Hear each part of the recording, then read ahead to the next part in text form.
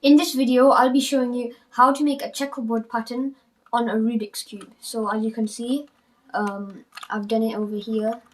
So this is what it should be looking like once you have followed my steps. So let's get started.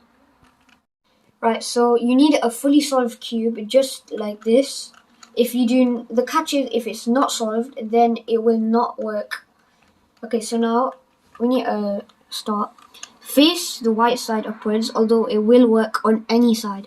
So now turn this corner twice, then turn the other side twice. Right, now turn your cube around like this, and then do the exact same thing twice. So then you should have this type of pattern. We're not done yet. We need to turn the Rubik's Cube over here, then repeat the method.